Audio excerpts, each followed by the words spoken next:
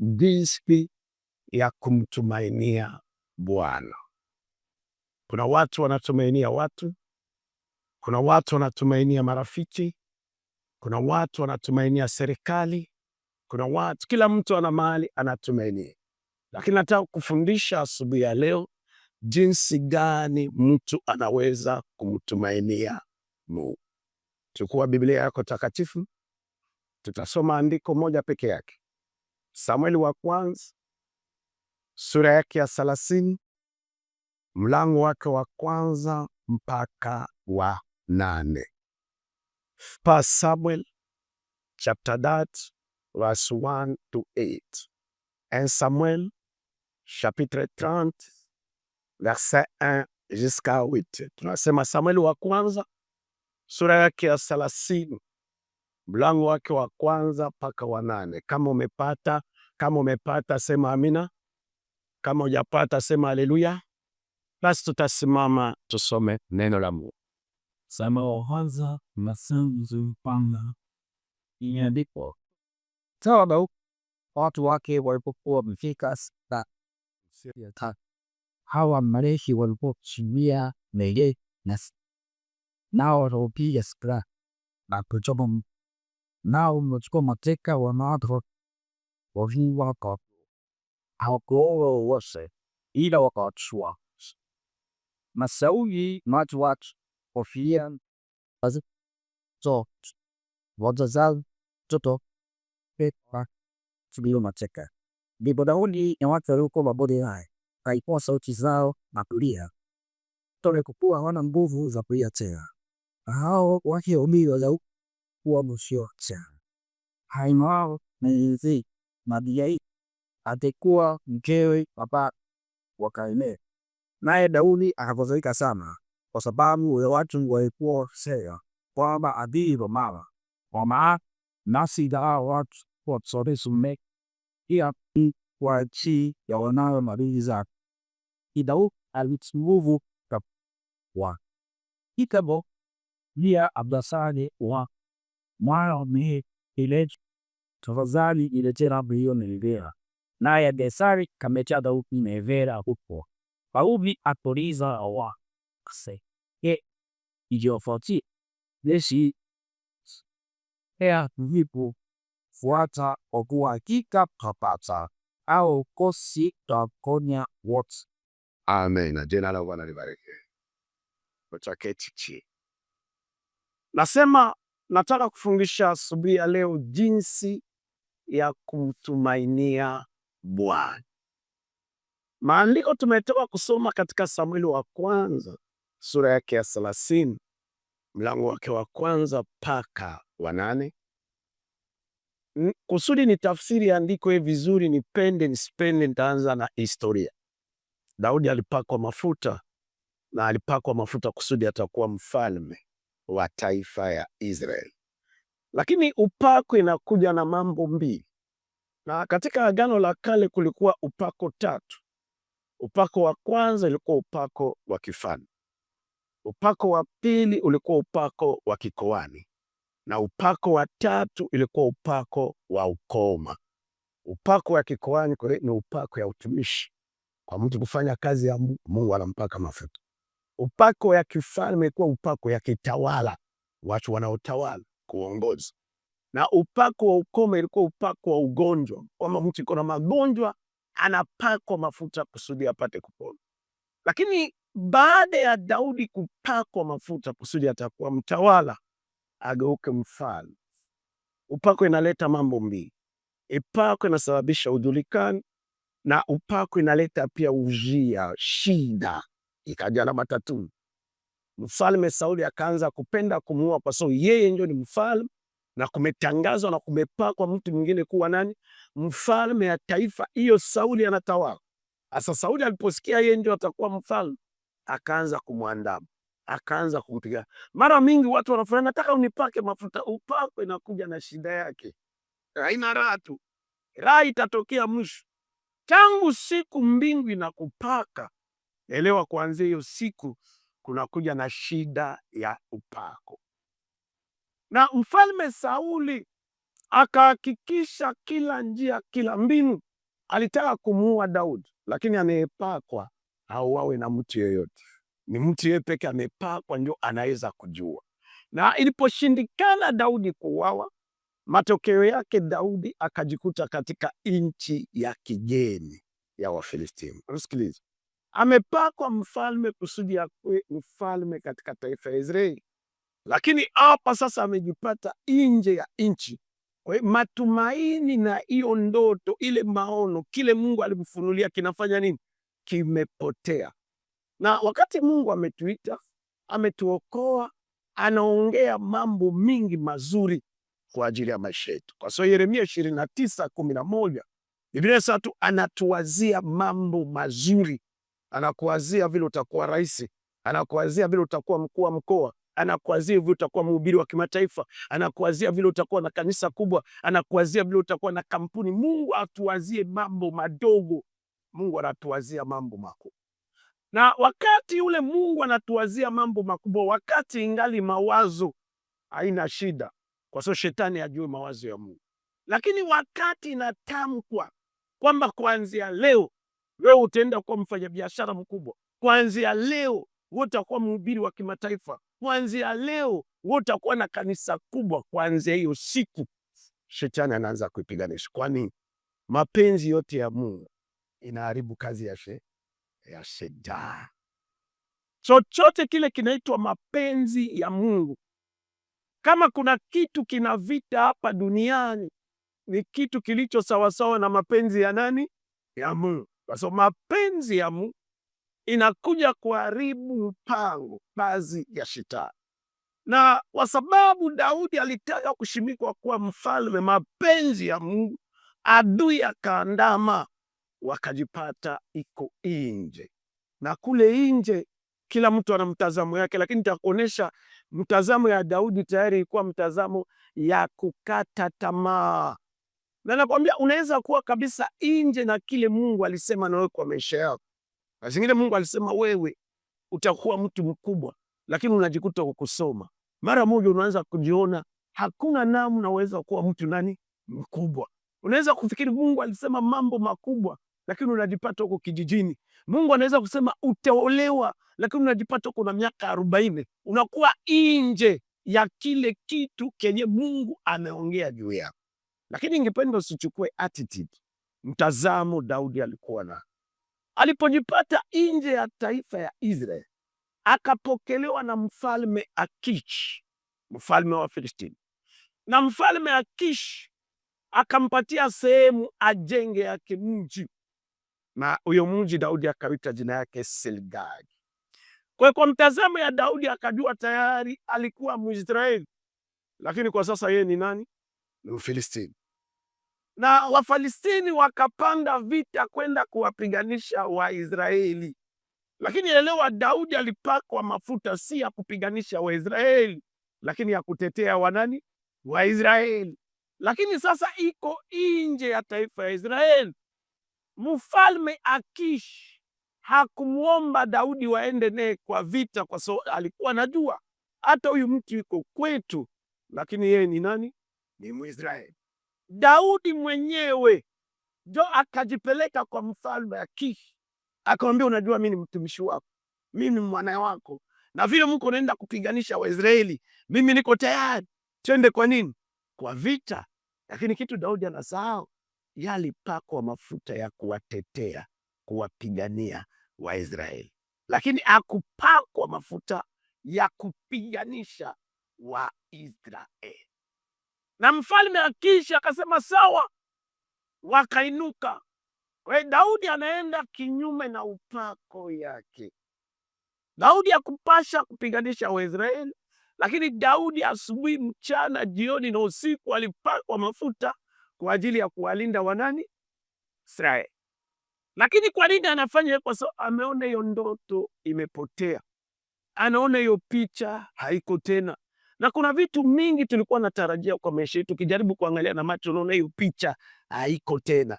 Lakini msikate tamaa, Mungu anafanya vitu visiokuwepo, anavileta kuwa kwa maisha yetu. Na walipoinuka kwenda kwa vita, Walipofika sasa kule kwa vita, maprince ya mfalme Akisha wa Filistini wakamwambia mfalme, sisi hatutaki kuwa na huyu kwa vita, kwa sababu akikuwa na sisi kwa vita, tutapokuwa napiganisha ndugu yake wa Israeli, anaweza akageuke kusudi apate kibali ya kurudia kwao, akuwe adui, umrudishe. Mfalme akamwita, mwambia, wanakukataa wewe kwa sababu ni Mwisraeli, hauhitaji kupiganisha wanani? Waisraeli. Na sisi, Biblia inasema, katika Biblia Paulo anasema sisi ndio Waisraeli wa kweli wa kiroho. Waisraeli utofauti wao na mataifa yote, wao walikuwa na tairiwa, lakini mataifa hawakuwa na tairiwa. Na utofauti yetu sisi na watu wote wa dunia, sisi tunatairiwa kwa Roho, tunapokea Roho Mtakatifu.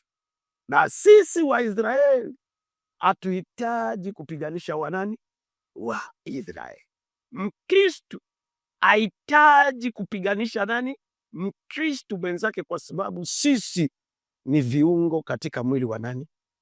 Wa Kristo. Kwa hiyo mwili wa Kristo ni kama mimi mzima, lakini wewe ni kama mkono, mimi ni kama mguu, wewe ni kama jicho, wewe ni kama sikio. Sasa nikianza kukanya na kate sikio hapa nikiwa mkono, mimi mwenyewe pia nafanya nini? Naumia. Kwa hali yote, kwa namna yote, kwa jinsi yote, kwa sababu tumekombolewa na damu ya Yesu. Mbingu haikupatia upako ya kupigana sisi kwa sisi. Sisi tunapiganisha kazi ya nani? Ya Shetani peke yake. Adui yetu sisi wa Kristo ni Shetani. Sisi watu tumekombolewa na damu ya Yesu. Hatuna adui mtu, lakini tuna adui nguvu ya nini? Ya giza. Asa Daudi alipokataliwa kule kwa vita, Biblia inasema akarudia, lakini alifanya siku 3. Ameenda kwa njia isiyofaa. Na ukienda kwa njia isiyofaa, mara moja mbinguni wanaita tu umefanya nini? Dhambi. Dhambi ni kwenda kinyume na neno ya Mungu. Na wakati wote mtu anafanya dhambi inakuwa na matokeo. Daudi amefanya dhambi, ameenda kinyume na neno ya Mungu. Yeye alipakwa kwa ajili ya kulinda Waisraeli. Yeye anainuka kwa kwenda kupiganisha Waisraeli. Na aliporudia sasa kutoka kule, Biblia inasema alifanya siku 3, akafika kwa mji wake wa Siklagi. Unapoinuka kwenda kufanya mabaya, unaruhusu, unafungua milango ya maadui kuweza kuvamia maisha yako. Biblia inasema siku Daudi tu aliinuka kutaka kwenda kupiganisha Waisraeli, hiyo siku Mungu akaruhusu Waamaleki wakuje kuvamia mji wake wa Siklagi. Na Waamaleki walipofika katika mji wake wa Siklagi, Biblia inasema wakakuta tu wake, watoto na mali. Wegisi wapigane hakuna, kwa sababu hakuna mwanaume. Kitu walifanya ni kuteka wake zote, kubeba watoto wote, kuteka mali yao yote. Na kitu ya mwisho wakaona kama watabeba mali yao yote tu na waache mji ikiwa vizuri, watu watajipanga. Wakachoma mji mzima wa moto. Kwa mji yote imechomwa, hakuna nyumba yote, hakuna kitu chochote. Daudi walipofika na watu wake wametoka kwa njia fake, na wakati wote unainua miguu yako kwenda katika njia fake kinyume na neno ya Mungu, nakwambia kuna vitu yako mingi itatekwa, kuna vitu yako mingi itachomwa, kuna vitu yako mingi itaribika. Na walipofika katika mji, Biblia inasema wakaona moshi peke yake, mji mzima moshi kwa moshi, hakuna nyumba, hakuna kitu. Wake zao wote wamebeba, watoto wao wote wamebebwa, mali yao yote imebebwa. Biblia inasema hawa wanaume walikuwa 600, lakini hawa si wanaume raia, hawa ni wanaume wanajeshi. Wakalia, wakalia, wakalia, wakalia, Biblia inasema wakapenda kuendelea kulia, lakini nguvu ya kulia ikafanya nini? Ikaisha. Wanalia kwa sababu wamebeba wake zao, wamebeba watoto wao, wamebeba mali yao, wanabaki zero kwa umri mkubwa. Unajua afadhali watu wa kijana wa miaka 20 unaweza kusema nitaoa, lakini hapa kuna wababa wa miaka 50, kuna wababa wa miaka 45, wanabeba wake zao zote, wanabeba watoto wao wote, wanabeba mali yao yote. Na kitambo wakati nilikuwa namsoma Ayubu, nilikuwa nafikiri Ayubu ndio alipata matatizo kupita watu wote, lakini matatizo Daudi alipata hapa ilikuwa kali kushinda matatizo yote. Nitakuonesha. Njia ya kwanza, Ayubu alibebwa kila kitu, lakini Ayubu mke yake hakubebwa. Lakini wake wote wa Daudi wawili wafanya nini? Wamebeba. Ayubu alibebwa kila kitu, lakini watu walikuwa nakuja kumuomboleza akiwa kwa nyumba yake. Lakini Daudi manyumba yote imefanya nini? Imechoma. Kwa hiyo mnafika mnasimama, amgue mkae wapi? Mwanzie wapi? 3. Ayubu hata alibebwa kila kitu, alipata marafiki yake wakuja kumfariji, lakini wanajeshi 600 wa Daudi hawamfariji, wanajipanga vile wafanye nini? Wamuue. Wasema kama mali yetu imepotea, kama wake zetu wamebebwa, kama watoto wetu wamebebwa, kama kila kitu chetu kimebebwa, amesababisha matatizo ni mtu kwa jina yake anaitwa nani? Daudi. Lakini hiyo ni uongo. Sio Daudi alibeba watoto wao, sio Daudi alibeba wake zao, sio Daudi alichoma nyumba zao. Waliobeba vitu vyao ni Waamaleki. Daudi na yeye tu alikuwa na shida zaidi kuwashinda wanajeshi, kwa sababu kila mwanajeshi alikuwa na mke ngapi? Lakini Daudi alikuwa na wake wangapi? 2. Kwa hiyo kila mwanajeshi amepoteza mke mmoja, lakini Daudi amepoteza wake ngapi? 2. Na kwa sababu alikuwa kiongozi yao, kwa hiyo alikuwa na mali kufanya nini? Kuwazidi. Hao wamepoteza tumambuzi, tumakondoo, lakini Daudi amepoteza mangombe, kila kitu. Unajua, afadhali ukiwa na shida hata hakuna njia, lakini ukiwa na watu wanakufariji na kutia nini? Wow. Lakini Daudi iko na problem, serious problem. Mali yote imebebwa, wake zote wamebebwa, mji wake umechomwa. Hawa watu wako karibu naye, pali wamfariji, wanajipanga vile wamuue. Sasa wakiwa wanajipanga, hana mahali atatoroka, iko peke yake. Na watu wote 600 wanaungana, sasa tunaua yeye. Lakini hata wangeua Daudi haikuwa jibu, kwa sababu si alibeba wake zao. Ni Waamaleki walibeba wake, wameenda na. Ni Waamaleki walibeba mali, wameenda na. Ni Waamaleki walibeba watoto, wameenda na. Ni Waamaleki wamechoma mji kisha wametoroka. Wewe yao ilikuwa ni kulenga wanani? Waamaleki.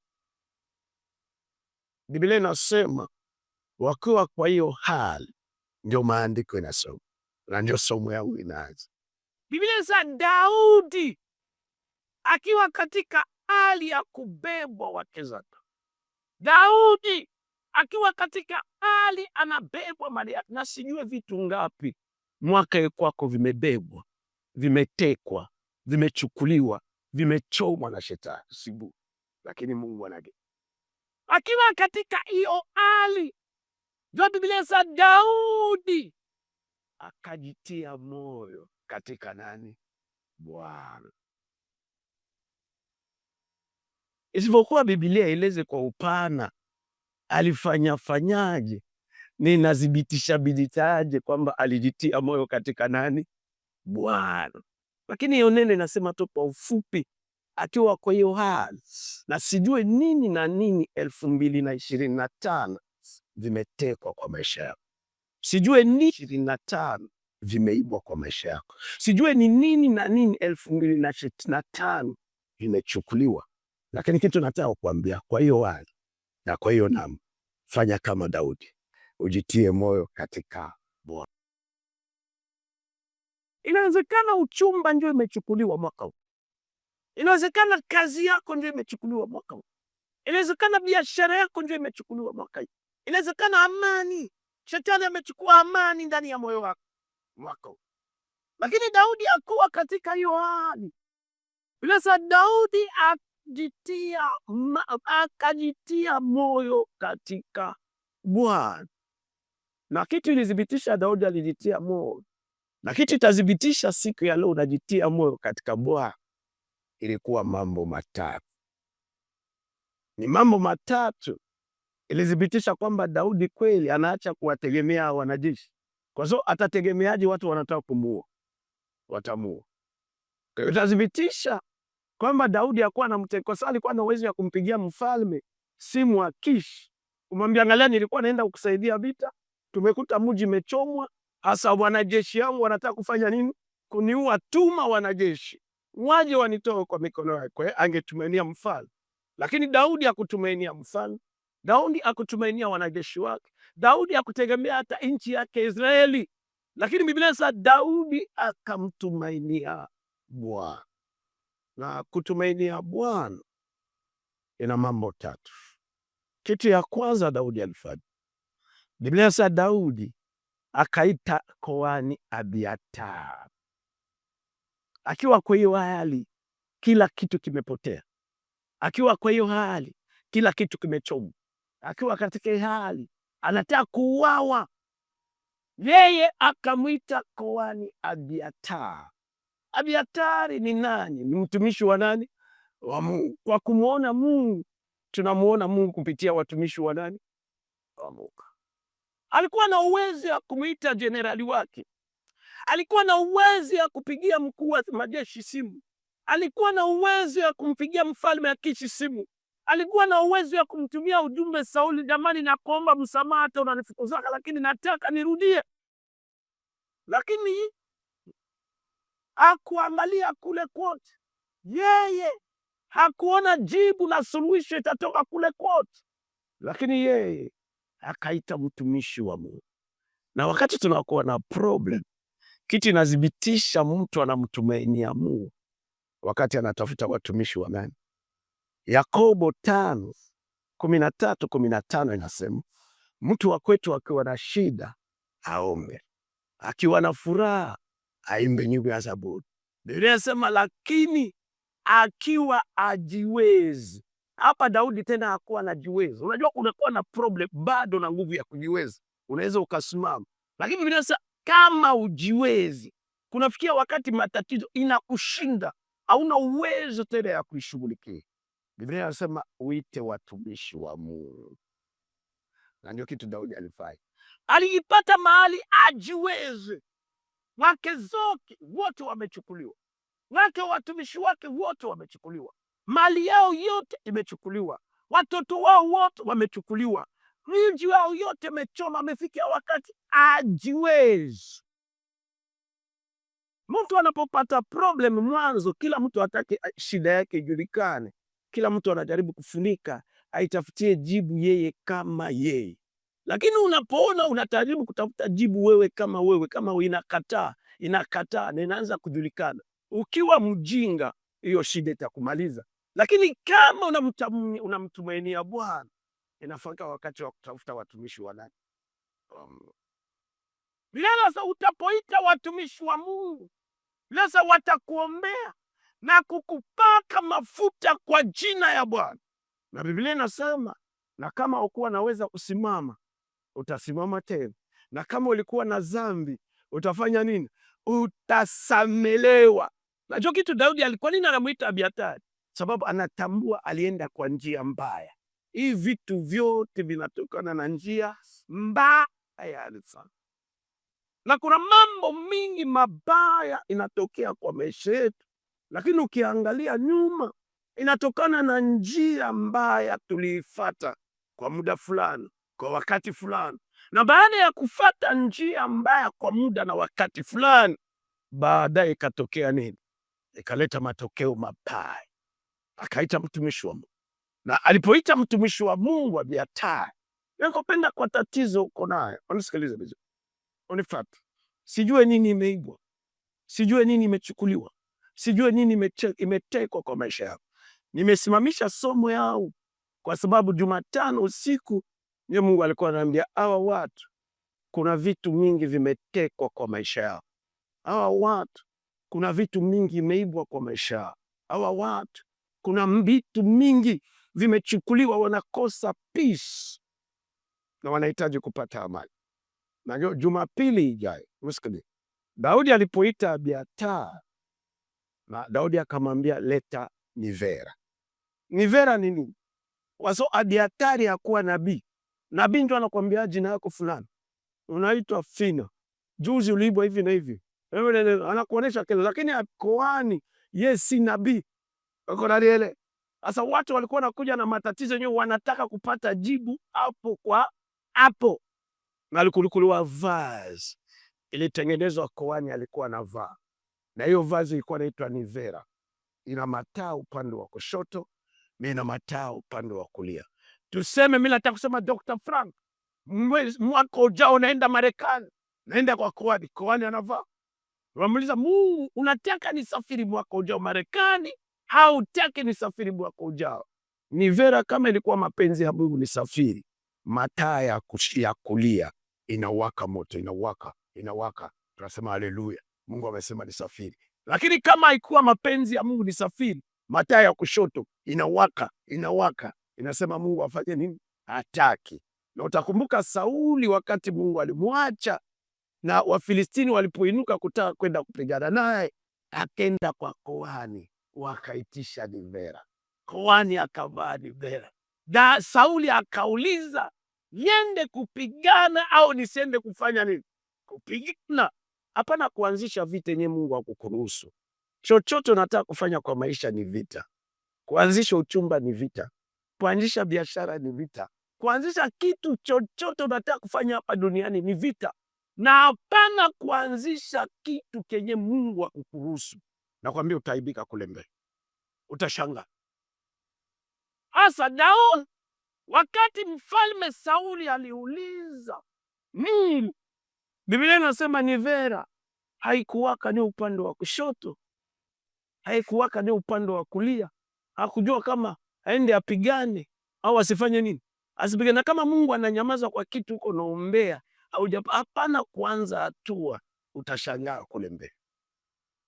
Anza hatua kwa kitu unaruhusiwa kufanya, lakini hapana kuanza hatua kwa kitu haujaruhusiwa kufanya. Asa Biblia inasema Daudi alipomwita koani Abiathari, kaambia unaona hali tuko kwa, matatizo tuko kwa, nataka kuuliwa na wanajeshi wao. Kauliza, nifate hao watu. Hao watu wamechukua wake zetu, hao watu wamechukua watoto wetu, hao watu wamechoma mji wetu, hao watu wamechukua mali yetu, niwafate au nisiwafate? Na mara mingi unajua kijana tuseme akishaona msichana apende tena kumuuliza Mungu, Baba nakushukuru, asante kwa kunipatia fulani, natamguse mtembele, kusikue pepo yote nazuia utubeni. Asimuulize Mungu tuanze naye au tusifanye nini, tusianze naye uchumba. Mara mingi maombi yetu mingi ni ya kumdictate Mungu, lakini mwanzo ya maombi yote tunahitaji kupata kitu inaitwa go ahead kutoka kwa nani? Kwa Mungu. Akwambie fata hiyo safari, anzishe hiyo safari, anzishe hiyo kazi, anzishe hiyo biashara, anzishe hiyo huduma, anzishe hiyo kitu fulani. Na kama hujapata go ahead, hata kuwe na picha na dalili yote nzuri, hapana kuanzisha, hapana kuanzisha. Abiathari walipouliza Mungu mbele ya nivera, Mungu akajibu. Yeye aliuliza mambo mbili, niwafate na nitawakuta? Mungu akajibu mambo tatu. Ambia number 1, wafate. Number 2, utawakuta. Number 3, utawapokonya kila kitu. Hautapoteza hata kitu kimoja. Na najua kuna vitu mingi umepoteza, lakini Bwana anataka uvipate vitu ulivyopoteza. Inawezekana umepoteza kazi, inawezekana umepoteza furaha, inawezekana umepoteza wachumba, Inawezekana umepoteza kwa biashara, umepata hasara mingi. Na mapenzi ya Mungu na mbingu inataka vitu tumepoteza 2025 25 tupate kuvipata. Tunapoenda kuvifata tutavikuta. Jina la Bwana libarikiwe. Tunaenda kuvipata. Na ndio maana Jumapili ijayo itakuwa Jumapili special. Unasikiliza? Itakuwa Jumapili nye sote tutakuja prayer and fasting. Tunafunga na tunaomba. Jumapili inakuja. Na hii Jumapili kila mtu atakuja na ishara ya kitu chake kile kimeibwa. Ishara ya kazi yako. Kama uko mfanya biashara utakuja na pipi. Sitabaki na hiyo pipi, hisi na haja nayo. Tutaibariki kisha irejeshe kwa mapipi yako. Sawa? Kama uko mfanya biashara wa sukuma wiki, mchicha, kuja na mchicha moja. Tutaibariki, irejeshe kusudi iende kurejesha kila kitu kiliibwa kuanzia mwanzo wa mwaka mpaka sasa.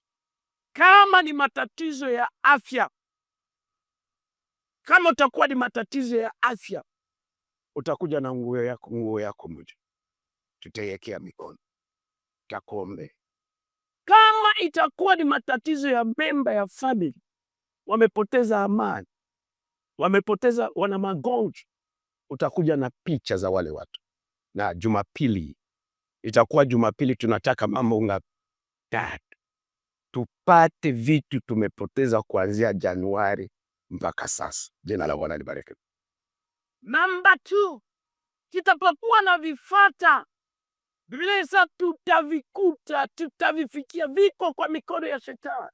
Shetani amechukua kazi yetu. Shetani amechukua ndoa zetu. Shetani amechukua watoto wetu. Shetani amechukua afya yetu.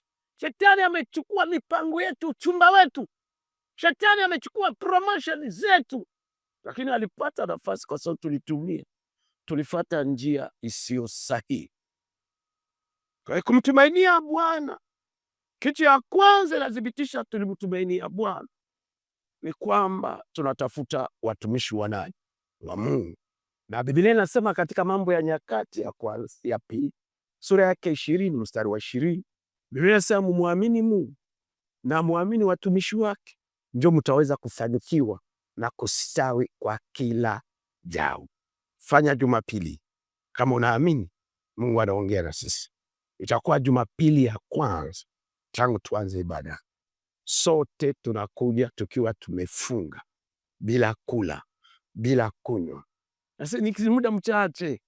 Angalia mji wa Ninawi, wakati walisikia ujumbe wa Yona, mfalme akatoa amri, siku 3 watu wasikunywe. Mji mzima, mji wa kilomita 120. Dar es Salaam ifikishe kilomita 120. Ninawi ilikuwa mji kilomita 120 mraba. Kulikuwa wanawake walikuwa wajawazito, kulikuwa wanawake walikuwa na watoto, kulikuwa watu wana magonjwa ya ansas, kulikuwa watu wana matatizo ya kila aina. Wote wakafunga siku 3 bila kula, bila kunywa, na hakuna mtu alikufa, lakini walitii sauti ya mtumishi wa nani? Wa Mungu. Jumapili inakuja, tunataka vitu tumepoteza kuanzia mwanzo ya mwaka, vitu ya kiroho, vitu ya uchumi, vitu ya kimwili, vitu ya kifamilia, tunataka kuvifata. Jina la Bwana libarikiwe. Tunataka kuvifata. Tumepoteza vitu mingi. Kama tuko mbali, kama tuko juu, kama tumefikia mambo makubwa, hatungekuwa jinsi tulivyo. Namba 2, na tutapovifikia hatutaviona tu. Mungu akamwambia utavipokonya vyote. Na Daudi aliheshimu, walipofata wakawakuta watu, wakapokonya, wakachukua kila kitu. Lakini pointi ya pili, kwa nini Daudi alimtumainia Mungu kwa hali iliyokuwa mbaya? Mara mengi naona watu shida ikisha kuwa mbaya, watu mvamia ndio Mungu. Huko Mungu ana namna gani? Aone shida. Lakini Daudi alikumbaya. Hakuna mtu amefikia kiwango ya shida Daudi alikuwa nayo. Matatizo ya Daudi ilikuwa very deep, ndani sana. Lakini kwa hiyo hali mbaya kupindukia, Kitu gani ya pili lishawishi Daudi bado kuendelea kumtumainia Mungu? Najua kitu ya pili limshawishi Daudi, na ndio kitu ya pili nataka utoke nayo. Daudi akiwa mdogo, Mungu alimtuma Samueli kwa nyumba ya Jese, akasema katikati watoto wa Jese nimempata mmoja mwenye katikati yao ndio atakuwa mfalme. Wewe ndio mpake mafuta, yeye ndio atatawala watu wa moyo wake iko sawasawa na moyo wako. Kwa hiyo Daudi akapakwa mafuta, lakini akuiga mambo yote mazuri si mabaya, ni kuiga mambo mabaya ndio mabaya. Wakati wote unaona hali uko nayo haifanane na kile Mungu alikuahidia, useme uongo wa shetani. Hiyo ndio tunafanya mko. Tukiona hali negative sasa ni uongo wa shetani. Na tunasema uongo wa shetani, uongo wa shetani, uongo wa shetani. Daudi aweze kufa kabla hajakuwa nani? Mfalme. Hata hali iwe mbaya kiasi gani, hata kuwe ameshikwa kiasi gani, hata apelekwa mahali gani, kwa sababu yeye alipakwa mafuta atakuwa mfalme. Hata watu, hata mapepo, hata nguvu ya giza ilete hali ya aina gani, yote jina yake unaitwa nini? Uongo wa shetani. Na Mungu aliongea juu ya maisha yako. Mungu alisema juu ya maisha yako. Inaweza kuwezekana hata hujawahi kupata unabii. Inaweza kuwezekana hata hujawahi kupata ndoto. Ndani ya Biblia Mungu ametupatia ahadi 7,000 kuanzia kitabu ya Mwanzo mpaka kitabu ya Ufunuo. Mbingu imesema na sisi juu ya maisha yetu, imetupa ahadi 7,000. Ahadi ya kwanza, sisi sio mikia, sisi ni nini? Vichwa. Ahadi ya pili, sisi tunabarikiwa mjini. Tunabarikiwa wapi? Mashambani. Ahadi ya tatu, tunabarikiwa tuingie hapo, tunabarikiwa toka hapo. Ahadi ya 4, mahali pote miguu yote itakanyaka, Bwana anafanya nini? Anatupa. Ahadi ya 6, anatuwazia mawazo manini? Mema. Sasa hata kuje picha gani negative, kila asubuhi, kila mchana, kila jioni, kila mwezi, kila mwaka, shetani atataka kuletea mapicha isiyofanana na kile Mungu alifanya nini? Aliongea na kukomesha. Na lengo anataka uvunjike moyo. Na lengo anataka unajua, Daudi angevunjika moyo hapa pasipo kumtumainia Bwana, wale wanajeshi wangemuua. Lakini Daudi akajitia moyo. Kwa hiyo na ningependa, kwa hiyo yuko naye, kwa hiyo mambo nayapitia jioni ya mchana, asubuhi ya leo, ujitie tena moyo, kwa sababu wewe si mtu ordinary. Wewe ni mtu na ahadi ya Mungu kwa maisha yako.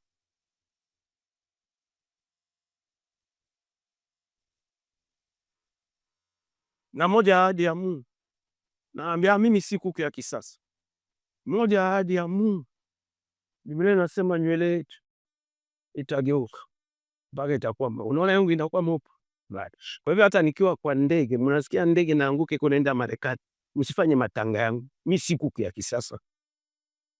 Mimi si kuku ya kisasa. Nitakufa nikiwa mzee. Kwa sababu moja ya Mungu, lazima nywele yetu ibadilike, ikuwe nyeupe.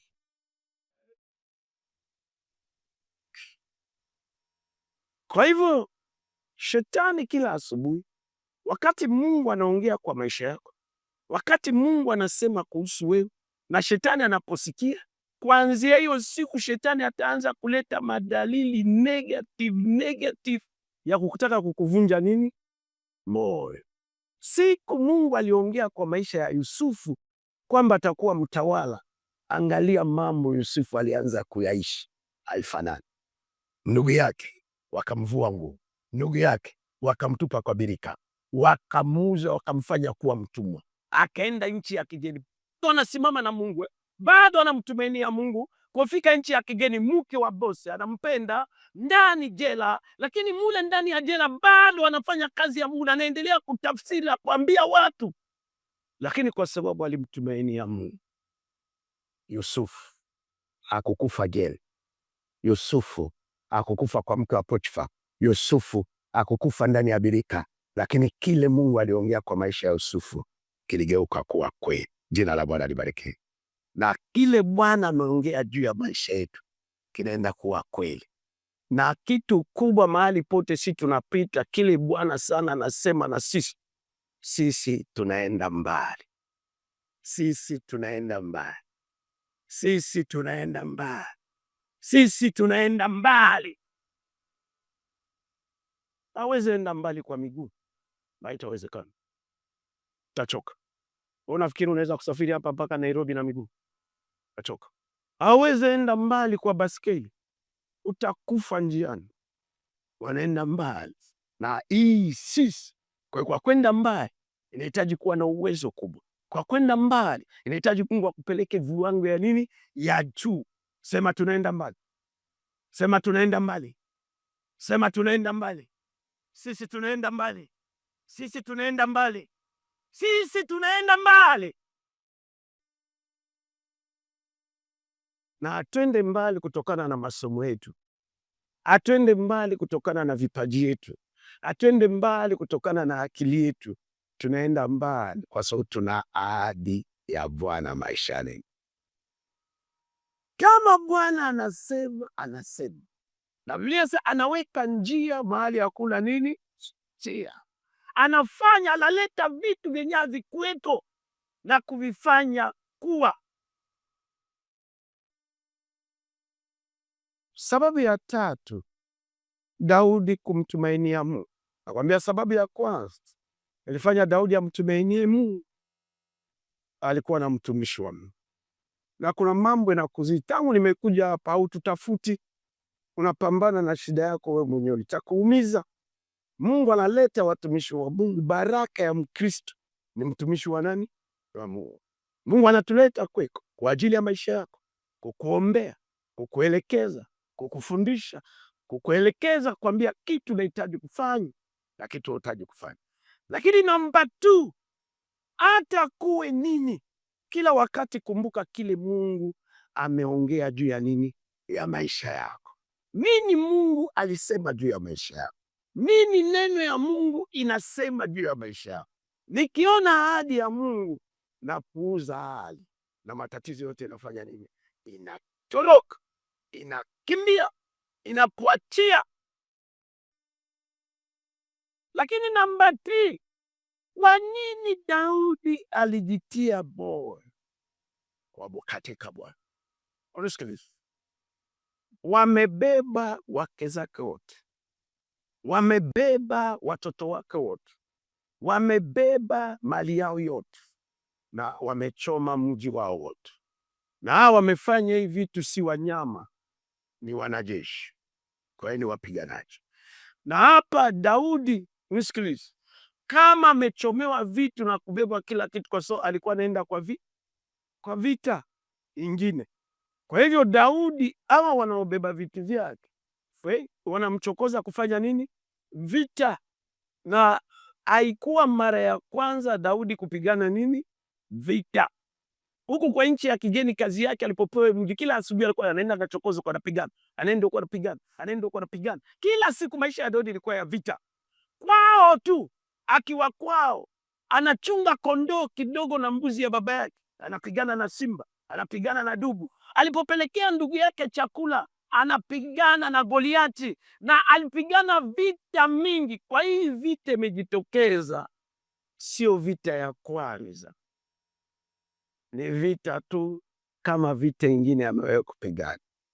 Na matatizo uko nayo kwa sasa sio shida ya kwanza uipate tangu uzaliwe.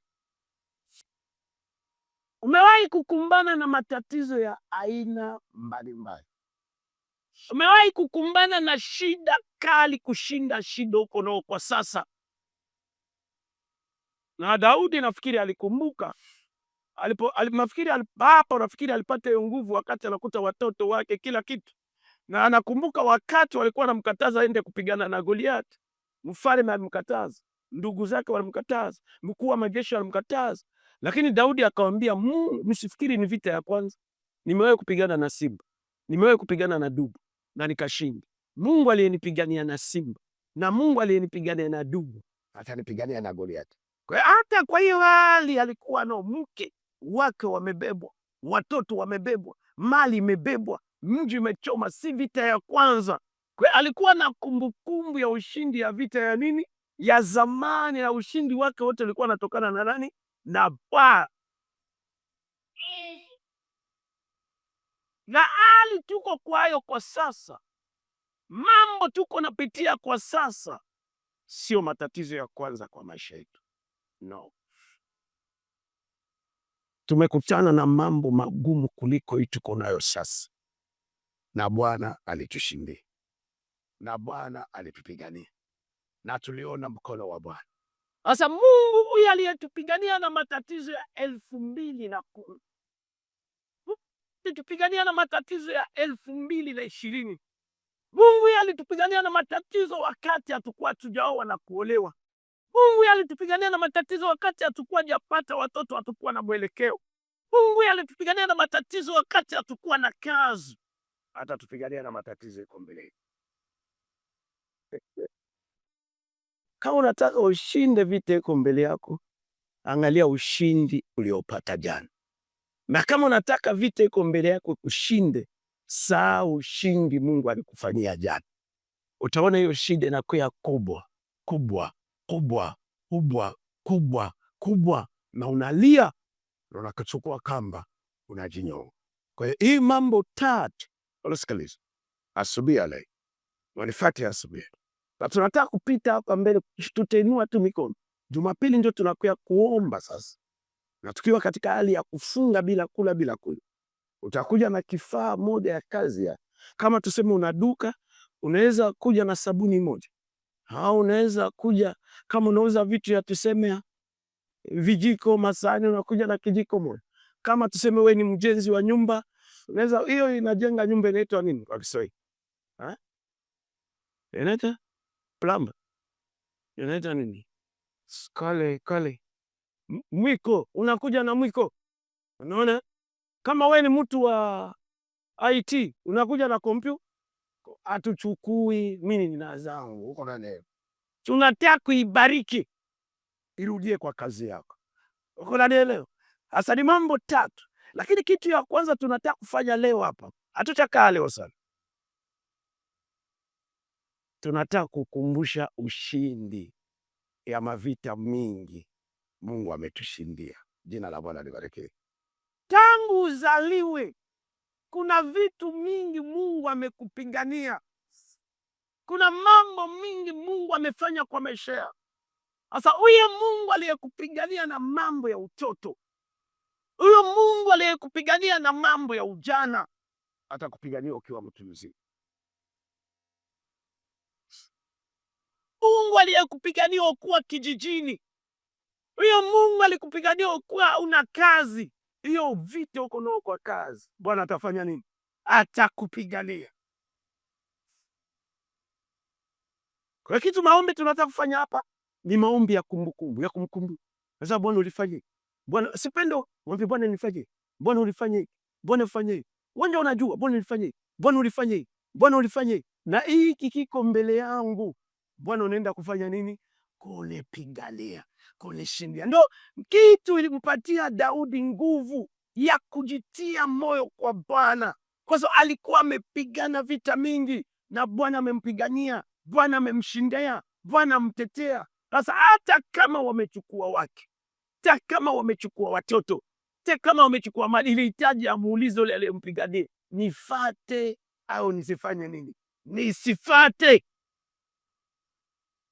Na sisi Bwana anatuambia hatutaki tuvuke mwaka na vitu vyetu vibaki kwa mikono ya Farao. Hatutaki kuvuka mwaka na vitu vyetu vibaki kwa mikono ya adui. Ule adui amechukua amani ya ndoa yetu, airejeshe. Huyo adui ameshika biashara yetu, airejeshe. Huyo adui ameshika afya yetu, airejeshe. Huyo adui ameshika promotion yetu, irejeshe. Huyo adui ameshika mipango yetu, irejeshe. Huyo adui ameshika utumishi wetu, afanye nini? Airejeshe. Na tuvuke mwaka tukiwa na nguvu. na Baba yangu wa mbinguni awabariki sana.